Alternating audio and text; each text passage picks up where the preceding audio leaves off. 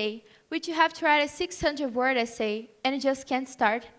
You go in your fridge, get something to eat, play with your dog. What stops you from getting your job done?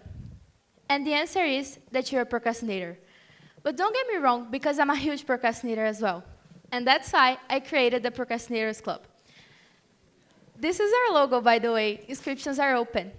But don't feel so alone, because I did some research and discovered that in the 1970s, only 5% of adults were considered to be chronic procrastinators. But nowadays, that percentage has grown to 20%.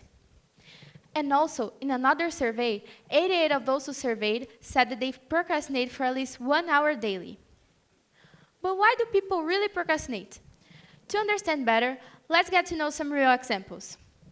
Do you know this woman over here? Neither do I. But do you know this woman over here? This is J.K. Rowling, and she's the author for the Harry Potter series. And she's a big procrastinator, especially when it comes to Harry Potter and the Order of Phoenix, and also Harry Potter and the Half-Blood Prince.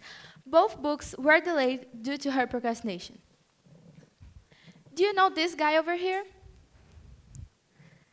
This is Mozart, and he's a chronic procrastinator.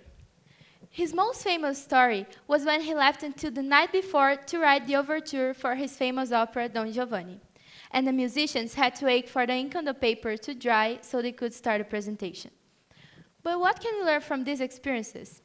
Well, usually when a job or task feels too hard or doesn't seem rewarding, we might put it off.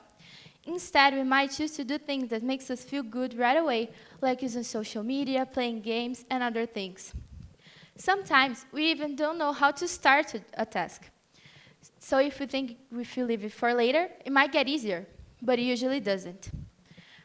And all of this information connects and leads to the procrastination cycle. I will explain a little bit better about it. Usually it starts with a task. It can sometimes be hard, and you have a negative feeling toward it, like a boredom or discomfort. And then you have an avoidance and temporary relief of the task.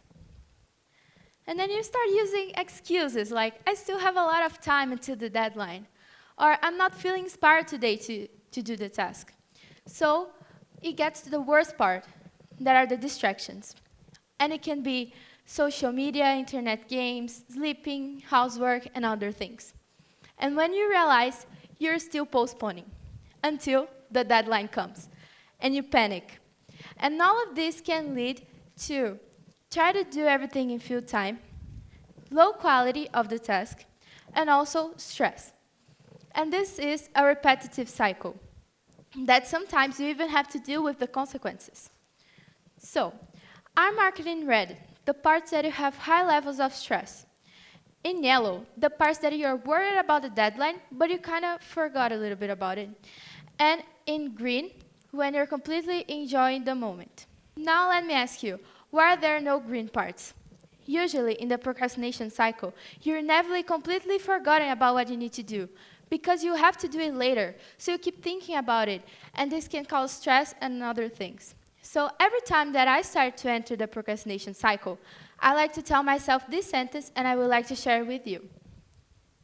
The perfect time to start was yesterday. The next best time is now. Thank you very much.